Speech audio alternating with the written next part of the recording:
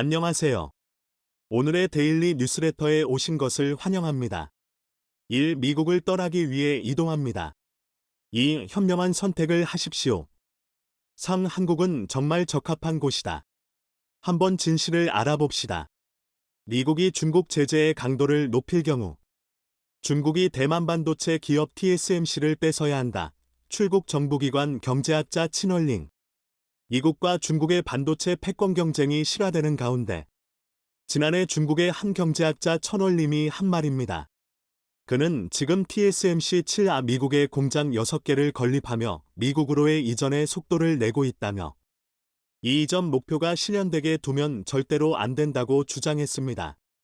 이러한 주장 때문에 만약 중국이 대만을 침공한다면 어쩌면 가장 큰 이유가 반도체 때문일 수 있다는 말이 나오고 있습니다. 그런데 지난 3월 백악관 전 만보보좌관은 중국이 대만을 침공한다면 충격적인 일이 벌어질 것이라고 발언했습니다. 트럼프 전 미국 행정부 시절 국가안보회의 보좌관을 지냈던 로버트 오브라이언은 중국의 대만 침공 시 미국이 TSMC 공장을 직접 파괴할 가능성이 있다고 말한 것입니다. 그는 글로벌 안보 포럼의 화상으로 참석해 중국이 대만에 성공적으로 침투해 장악하게 될 경우 이 공장을 활용할 수 있다는 점을 의식해 직접 공장을 파괴할 수 있다고 말했습니다. 그는 TSMC 공장을 중국의 손에 떨어지도록 두면 중국이 실리콘 반도체의 새로운 석유 수출국 끼기처럼 되는 것이며 그들이 세계 경제를 좌지무지할 수 있게 하는 것이라고 지적했습니다. 이를 미국과 그 동맹국이 절대 내버려두지 않을 것이라고 단언했습니다. 이국은 반도체 패권 경쟁은 경제 안보 전쟁이라면서 중국이 최첨단 칩을 만들지 못하도록 계속 방해할 것이라고 말하고 있습니다. 이에 미국은 중국에게 반도체 장비가 들어가는 것을 막고 자국에게서 보조금을 받는 기업들이 중국 투자를 하지 못하게 하는 등의 칩스법을 만들었습니다. 이에 질세라 최근에는 유럽까지 60조 원 보조금을 주겠다며 반도체 전쟁에 참전하고 있습니다. 지금 미국의 제재에 중국 반도체 업계가 몹시 불안해하고 있다며 중국 반도체 회사에는 7나노 공정 이하 최첨단 공정 기술이 없다고 했습니다. 중국 반도체 전문가는 요즘 화제인 챗GPT 같은 첨단 엔진을 만들려면 수많은 첨단 반도체가 필요하다며 그러나 첨단 반도체의 중국 내 반입이 완벽하게 봉쇄돼 특히 AI 분야에서 피해가 심각하다고 말했습니다. 중국 정부는 100조 원 이상을 들여 반도체 프로젝트 40개를 진행하며 자체적인 기술로 반도체를 개발하고 있지만 아무리 발버둥져도 현격한 기술 자유를 쉽게 좁힐 수 없을 것이라고 말하고 있습니다. 그런 가운데 이 반도체 패권 경쟁을 주도하는 한국의 삼성과 대만의 TSMC가 최근 미국이 내놓은 칩스법에 희비가 엇갈리고 있다는 보도가 나오고 있습니다. 17일 대만 시장조 사업체 트렌드포스는 미국 반도체 지원법의 영향을 가장 크게 받는 기업이 TSMC가 될 것이라고 지목했습니다. 미국 상무부가 보조금 수혜 기업에게 향후 10년간 우려국 투자 금지를 담은 방어막 조항을 적용하면서 TSMC의 중국 내 생산시설 확장이 어려워질 수 있기 때문이라고 했습니다. 삼성전자와 SK하이닉스의 경우에도 중국 공장을 앞으로 10년간 생산 능력을 5% 이상 늘릴 수 없어 생산 설비를 추가 확장하기가 어려워졌습니다. 하지만 낸드 플래시의 층수를 제한하는 조함은 두지 않았고 웨이퍼 투입량을 기준으로 삼기 때문에 현재 설비 규모를 유지하면서 기술 향상을 통해 생산 증가가 가능하다고 했습니다. 무엇보다 한국 기업들의 중국 생산 제품은 대부분 구형 공정이기 때문에 큰 영향이 없다고 했습니다. 반면 TSMC는 중국 난징에 28나노미터 공정 설비 확대를 추진해 올해 확장 완료 계획이었지만 미국 보조금을 받는다면 10년간 주가 생산 확장과 판매 제한을 적용받아 치명적인 손해를 본다는 것입니다. 28나노미터 이상 공정은 TSMC의 지난해 연매출에서 약 30%의 비중을 차지하며 대부분이 중국 고객사의 물량이었습니다. TSMC는 올 상반기 주문을 중국이 아닌 대만 지역으로 이전하는 경향이 나타나고 있는데 이국에 공장을 짓고 보조금을 받으면 가장 큰 고객인 중국 내 생산과 판매가 힘들어지게 된다는 것입니다. TSMC는 이렇게 미국의 칩스법에 가장 큰 영향을 받으면서도 미국 애리조나 곰짬을 건설하면서 20조 원에 달하는 지원금을 요구할 것이라고 했습니다. 그런데 문제는 미국이 보조금 지급 조건으로 두 가지 조건을 내걸었는데 세부 영업 정보를 내놓고 초과 이해를 공유하라는 것입니다. TSMC는 지금 이에 강렬하게 반발하고 있습니다. 19일 월스트리트 저널에 따르면 TSMC의 마크류 회장이 미국이 조건을 끝내 바꾸지 않는다면 워싱턴과 협력하는 것을 단념할 수 있다는 강공의지를 나타내고 있다고 했습니다. 지금 이렇게 세계 1위의 반도체 기업 TSMC가 미중 반도체 패권 경쟁에 심하게 흔들리는 사이 삼성전자는 이를 오히려 기회 삼아 1위 자리를 넘보며 시장 장악에 심혈을 기울이고 있습니다. 그동안 삼성이 파운드리에서 TSMC를 따라잡으려면 최소 20년이 걸릴 것이라고 보았지만 지금 속도를 내는 삼성전자는 물과 10년 만에 TSMC를 따라잡을 수도 있다는 말이 나오고 있습니다. 최근 삼성전자가 반도체 위탁 생산, 파운드리 4나노미터 공정에서 업계 1위인 대만 TSMC와의 수율, 완제품 중 양품 비율, 격차를 사실상 지웠다는 주장이 나왔습니다. 17일 정보기술, IT, 팁스터, 정보유출자, 네베그너스, 리베노즈는 애플의 경영진 미팅 회의록을 인용해 4나노에서 삼성전자와 TSMC의 술은 거의 같을 것으로 예상된다 라고 밝혔습니다. 또한 네베그너스는 이와 함께 TSMC의 3나노 공정 수율에 대해 최대 63% 수준이라며 가격이 4나노미터와 비교해 2배가 됐다 라고 덧붙였습니다.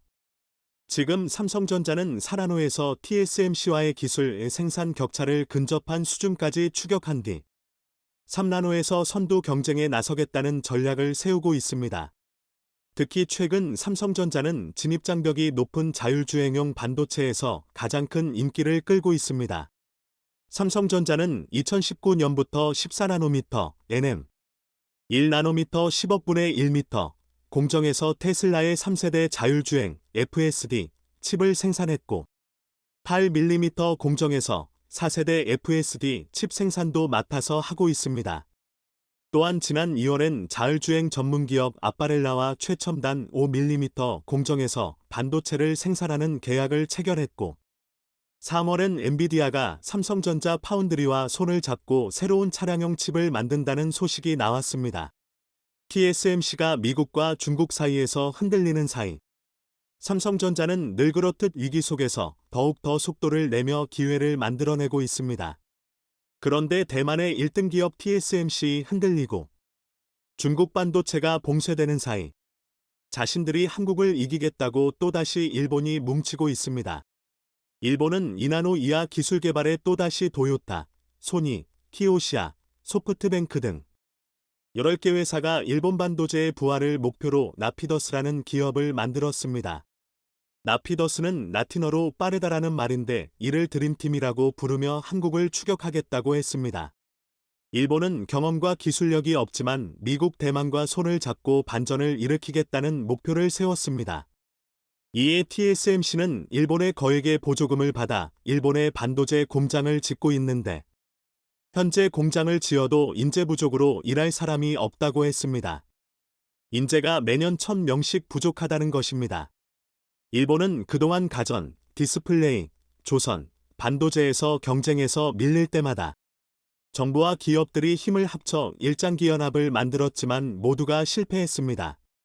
이번에 반도체 연합을 일장기가 아닌 빠르다라는 의미의 라틴어로 세련되게 바꿨지만 역시나 힘들어 보이고 있습니다.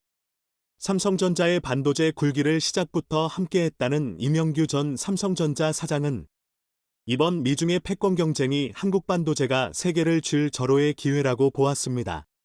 이명규 전 사장은 13억 인구의 중국은 내수 시장 규모가 커서 부품 소재를 싹 쓸어가서 우리가 먹을 게 없지만 그에 반해 3억 인구의 미국은 하이테크 산업에서 한국, 일본, 대만이라는 파트너가 필요하다고 했습니다. 이렇게 보면 역으로 미국이 우리에게 볼모로 잡힌 셈이라고 했습니다. 그리고 미국 생산은 원가 경쟁력 문제로 인해 시간이 지나면 다시 그 중심이 우리 쪽으로 넘어올 것으로 보았습니다. 결과적으로 미국이 중국 주격을 차단해주는 현 상황은 우리에게는 축복이라고 했습니다.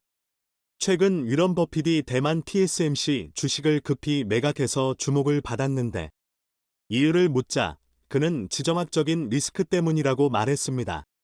국내 전문가들과 네티즌들은 버핏이 중국과 대만 전쟁이 일어날 것이라고 예상했다며 술렁였는데 이런 가운데 한 국내 경제 전문가는 이 상황에서 이 같은 분석을 내놨습니다. 지정학적 위험에서도 삼성전자가 TSMC의 대안업체로 부각될 가능성이 있다. 최근 파운드리 반도체를 등에 업은 대만이 업계에서 영향력을 강화하는 가운데 일본과 반도체 분야에서 협력을 더욱 강화하며 한국을 견제하는 분위기가 감지되고 있습니다. 업계 1위를 견제하기 위해 2위부터 그 이하의 업체들이 손을 잡는 모습은 반도체뿐만 아니라 다양한 분야에서도 나타나고 있는데요. 일각에서는 대만의 TSMC가 반도체 1위가 아니었냐고 말하지만 대만이 1위인 분야는 파운드리에 국한되어 있습니다. 시스템 반도체와 메모리 반도체 그리고 파운드리까지 종합적인 반도체 분야에선 삼성의 매출이 세계 1위이며 미국의 인텔이 점유율 0.1% 차이로 세계 2위를 기록하고 있습니다. 그만큼 글로벌 반도체 시장의 경쟁은 매우 치열하다는 것을 알 수 있는데 최근 대만과 일본이 협력을 강화하면서 경제 성장률에서 시너지 효과를 볼 수 있을 것이란 기대를 해왔지만 일본 경제신문 니케이의 경제연구센터에선 한국과 대만의 1인당 GDP, 국내 총생산이 2023년 시작과 동시에 일본을 앞지른다는 것입니다. 그런데 더 눈여겨볼 점은 대만이 2023년 일시적으로 한국의 1인당 GDP를 넘어서지만 그 이후 2024년부터는 다시 한국이 대만을 추월해 2035년까지 한국, 대만, 일본 3국 중에서 한국이 가장 높은 1인당 국민소득을 기록한다는 전망입니다. 니케이 측에 따르면 한국은 2035년 1인당 국민소득이 무려 6만 불을 돌파하며 같은 기간 대만과 일본은 각각 5만 2천 불, 4만 8천 불도 한국과 큰 차이를 보여주는 추산치가 나왔습니다. 한국이 일본과 대만을 완전히 따돌리는 결과가 나온 이유는 매우 다양하지만 핵심적으로 산업구조의 안정성이 가장 큰 비중을 차지합니다. 대만의 경우는 반도체의 강점을 띠고 있지만 위탁 생산, 파운드리 분야가 전부 차지하고 있고 한국의 경우는 위탁 파운드리부터 자체 제작 시스템 반도체 그리고 디램까지 종합 반도체 회사이기 때문에 어떤 시장 상황에서도 유연하게 대응할 수 있는 능력이 있다는 것입니다. 그런데 반도체 말고도 한국의 산업구조상 석유화학, 조선, 자동차 제조업부터 IT, 바이오까지 모든 산업 분야가 균형을 이루면서 발전하고 있어 일본과 대만과는 비교조차 할 수 없는 독보적인 위치에 있습니다. 특히 일본의 마지막 희망이자 초격차를 자랑하던 반도체 부품 분야에서도 한국 기업들이 압도하는 결과를 내고 있어 일본 기업들의 시장 점유율 하락과 경제 성장률 전망치에 영향을 주고 있다는 소식입니다. 관련 내용을 자세히 알아보겠습니다. 최근 니케이, 일본 경제연구센터에서 일본의 1인등 국민 소득에 대한 우울한 전망을 발표한 와중에 이를 입증할 만한 통계 역시 발표되고 있습니다. 일본의 3분기 경제 성장률이 또 마이너스를 기록하 저성장이 아니라 역성장의 길로 들어섰다는 점인데요. 저물가와 저성장 그리고 산업 경쟁력 부족의 국가 부채까지 다양한 요인이 결합된 엔저 현상은 일본 경제를 더 깊은 수렁으로 빠뜨리는 악순환의 중심이 되어가고 있습니다. 내수를 진작해 경제를 성장시키려던 일본 당국의 목표와는 다르게 엔저 현상은 수출 증가율에 악영향을 미치고 있어 무역 적자를 가중시키고 있습니다. 최근 들어 에너지 가격이 급등하게 되면서 우리나라를 포함해 산유국이 아닌 국가들은 무역 적자가 유발되고 있지만 일본의 경우는 추가적으로 엔저 현상까지 가중되어 수출이 아니라 수입이 대폭 증가하고 있습니다. 10월 일본의 수입 증가율은 54%를 기록하며 일본의 국내 총생산과 적자를 심화시키고 있습니다. 전통적으로 수출의 강세를 보이면서 무역 흑자국 타이틀을 가지고 있던 일본이 급격하게 적자국이 된 배경엔 일본이 초격차 기술을 보유하며 1위를 하던 산업 분야에서 한국에게 자리를 내주고 있기 때문인 것으로 드러났습니다. 오래전부터 일본은 첨단 공법이 필요한 광학장비 분야에서 독일과 함께 선두를 달려왔고, 그 결과 카메라 산업과 이미지 센서 부품에서 세계 1위의 점유율을 기록하게 되었습니다. 게다가 반도체 생산 공정에서 필요한 광학장비와 노광장비 분야에서도 아직까지 상당한 영향력을 보유하고 있습니다. 하지만 이런 분야에 한국이 진출하자마자 일본 점유율에 급변동이 생기고 있습니다.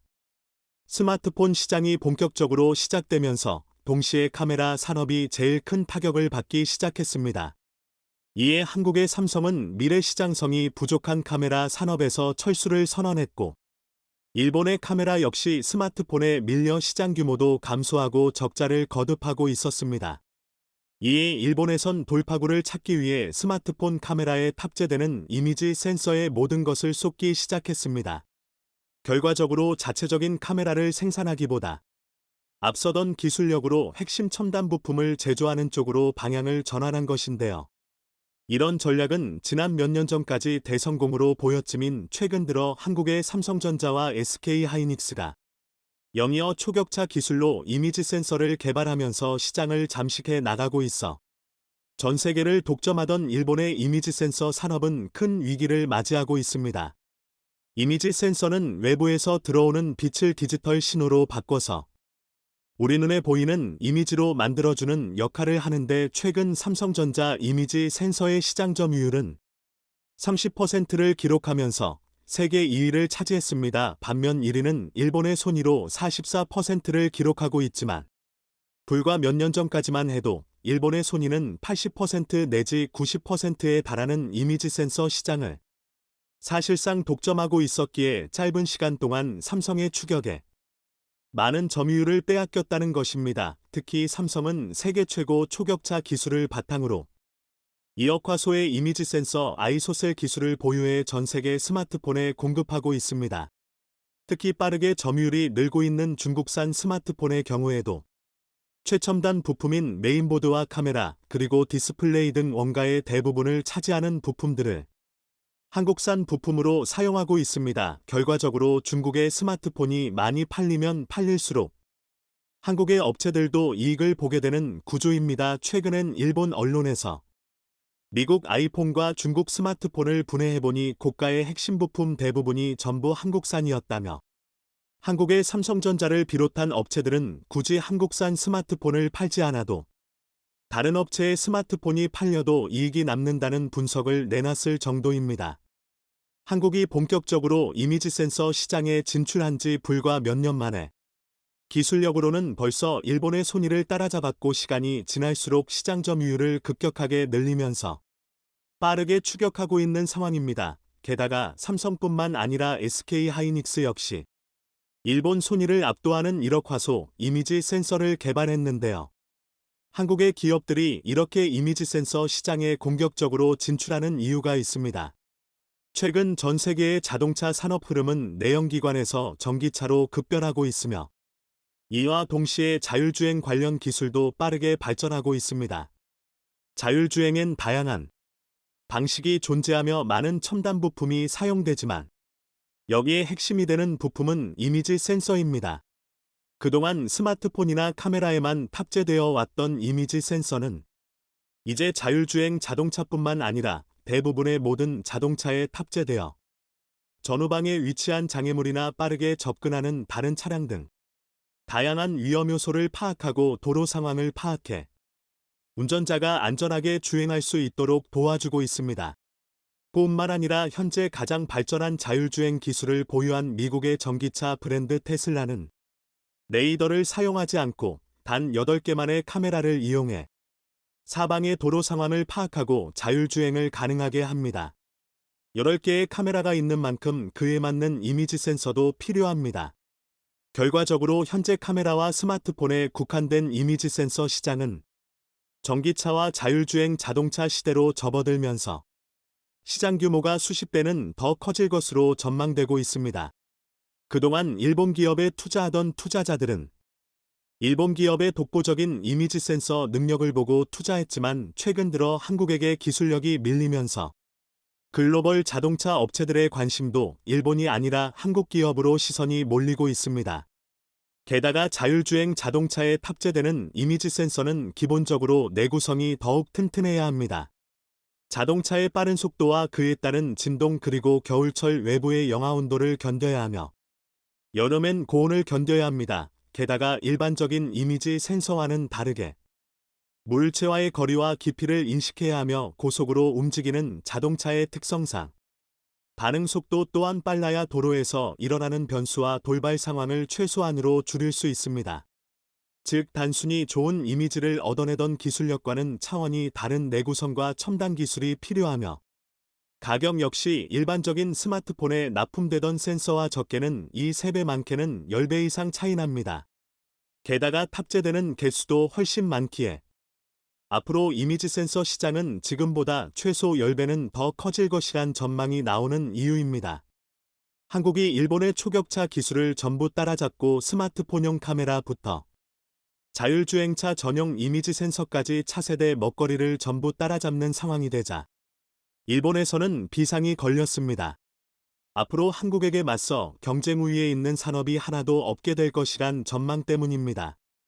한국은 스마트폰과 반도체 조선 산업과 자동차부터 IT 산업과 바이오 산업 전부 최종 완성품에 가까운 먹이사슬의 끝단계에 위치해 있습니다.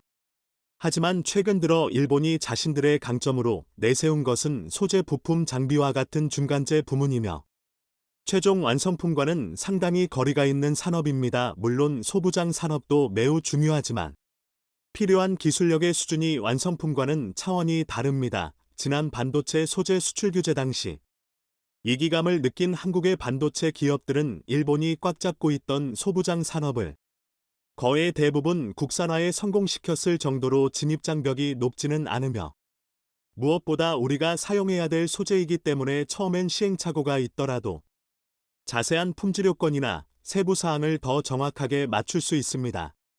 이런 부문에서 한국의 산업은 먹이사슬 최종 단계에 있으며 일본과 대만의 산업과는 차이점을 보이는 것입니다. 니케이 경제연구센터에서도 분석했듯이 한국이 동아시아에서 유일하게 1인당 국민소득 6만 달러를 넘길 수 있는 이유는 일본과 대만과 다르게 모든 산업 분야 전반적으로 균형 잡힌 구조를 이루고 있기 때문입니다.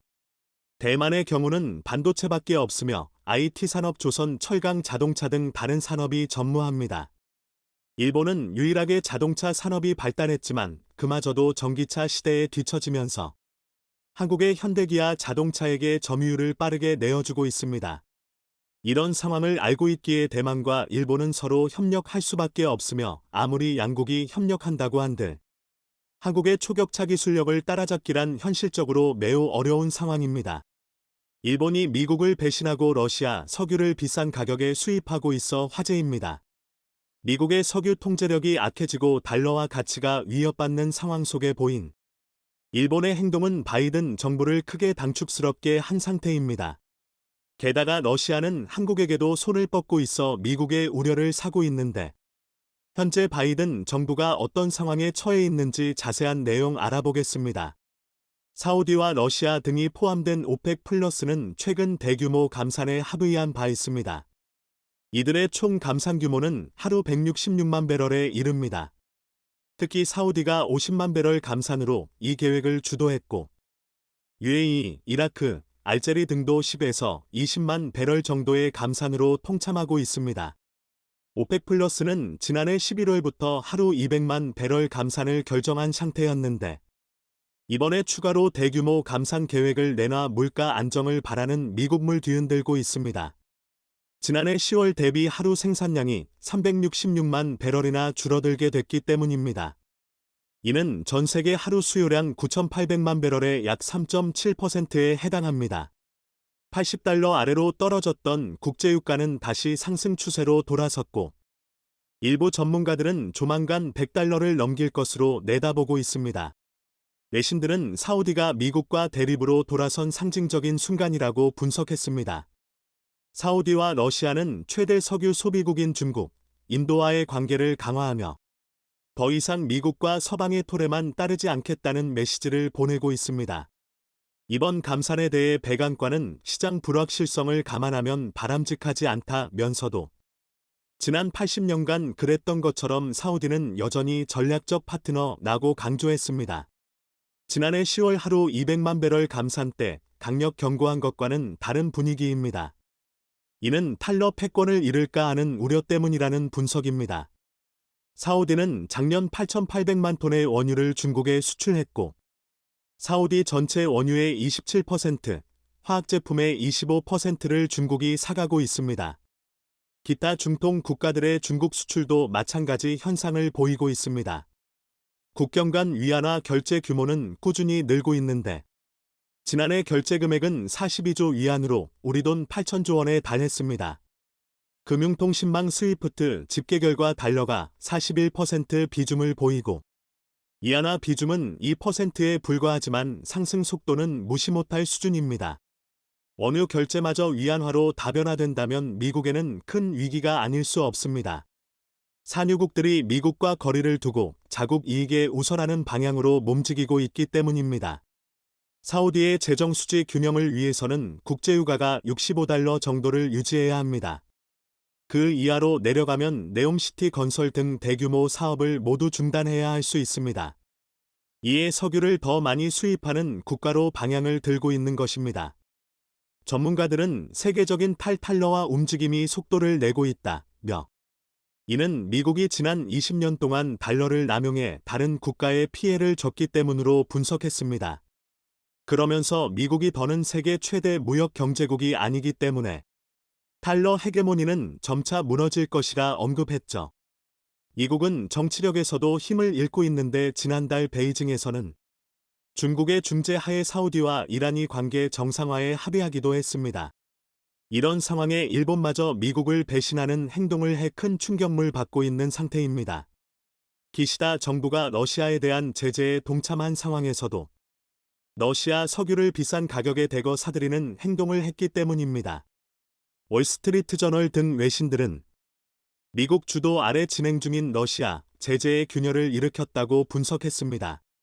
보도에 따르면 일본은 올 2월까지 러시아산 석유 74만 8천만 배럴을 사들였습니다. 690억엔을 지급한 것인데 달러로 환산하면 배럴당 약 69달러에 구매한 것입니다. 이는 미국을 비롯한 주요 7개국과 EU, 호주가 시행하는 러시아산 원유 등에 대한 가격 상한 60달러를 훌쩍 넘긴 수준입니다. 일본은 G7 국가라 책임이 무거운데도 이를 어겼다는 비판이 나오고 있습니다.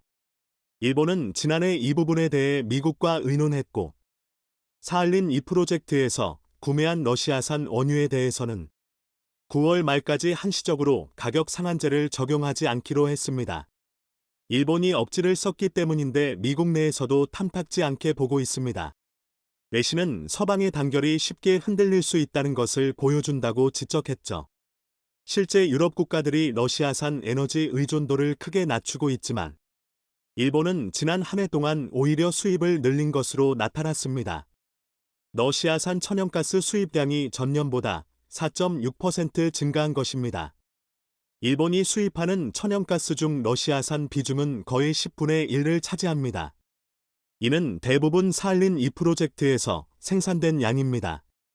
일본 경제산업성 관계자는 안정적인 에너지 공급을 위해 사할린 2 천연가스에 대한 접근성을 보장받고자 한다며, 이곳에서 LNG와 함께 추출되는 소량의 원유도 함께 구매해야 하고, 가격은 러시아와 일본의 협상으로 결정된다고 설명했습니다.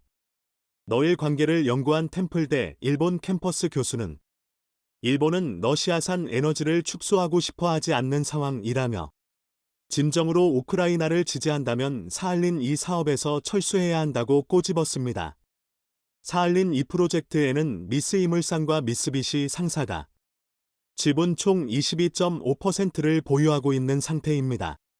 이곳에서 생산된 LNG의 60%는 일본으로 수출됩니다.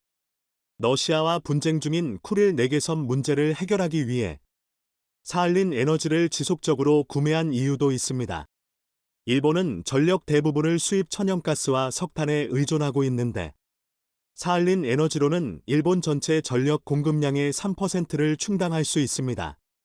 전력 예비율이 3% 미만으로 떨어지는 날이 많다는 점을 감안하면 해당 LNG 도입 유무가 대규모 정전을 결정짓는 중요한 변수가 되는 것입니다.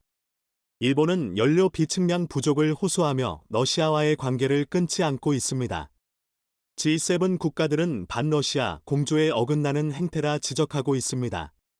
일본보다 러시아 에너지 의존도가 더 높았던 독일이 대책 마련에 나설 동안 일본은 어떠한 노력도 기울이지 않았다는 것입니다.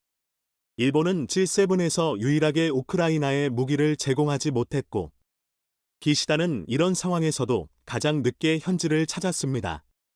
서방 기업들과는 달리 일본은 사할린 프로젝트 지분도 매각하지 않고 있습니다. 현재 해당 지분은 러시아 국영에너지 기업 가스프롬 50%과 일본 미쓰이물산 12.5%, 미쓰비시 상사 10% 등이 보유하고 있습니다. 철수를 선언한 영국 에너지 기업셀은 새 법인으로의 지분 인수를 거부했으며 러시아 정부는 이를 자국 기업에 매각하는 절차를 밟아왔습니다.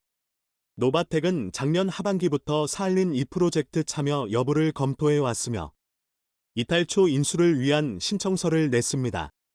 결국 지분 27.5%를 약 1조 5천억 원에 인수하기로 한 상황입니다. 일본 정부는 원유 수입의 95% 안팎을 충통에 의존하는 상황에서 물류 비용을 절감할 수 있다는 점에서 사할린을 중요하게 평가하고 있습니다. 특히 일본과 러시아의 석유 거래는 달러가 아닌 자국 통화로 이루어졌다는 의심을 사고 있습니다. 러시아가 국제결제망 스위프트에서 퇴출되며 대금 지불 방법이 막혀 있기 때문입니다.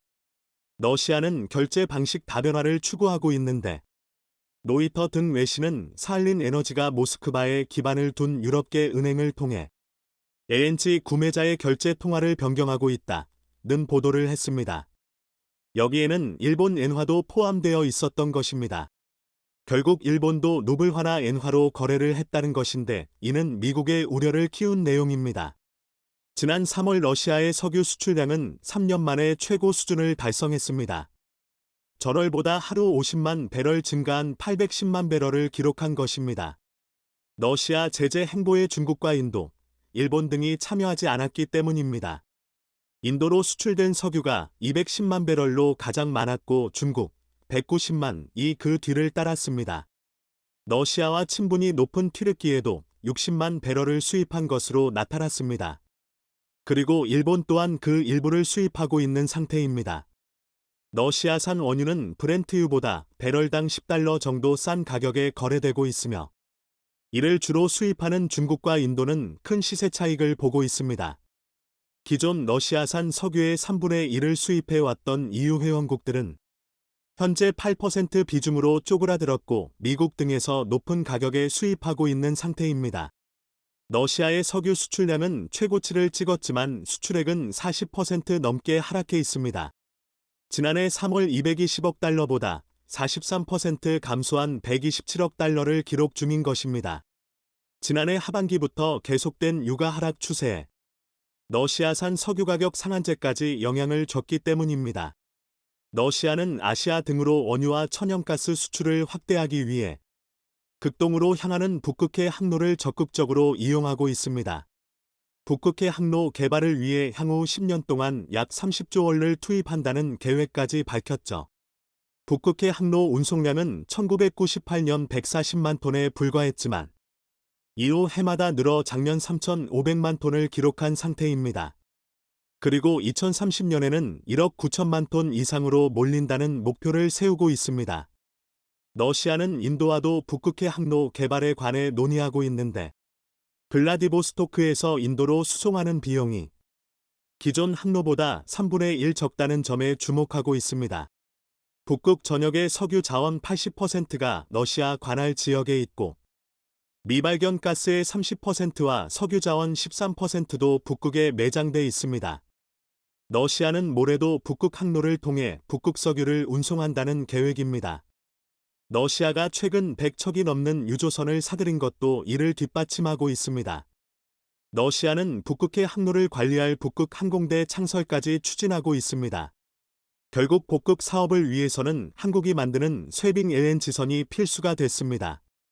한국에게 LNG 선박을 대거 발주했던 러시아 최대 해운사는 러시아의 우크라이나 침공 후 제재 대상에 포함됐고, 결국 중도금을 지급하지 못했고, 선박 계약은 취소되고 있는 상태입니다. 러시아는 한국과의 문제를 풀기 위해 다양한 제안을 하고 있습니다.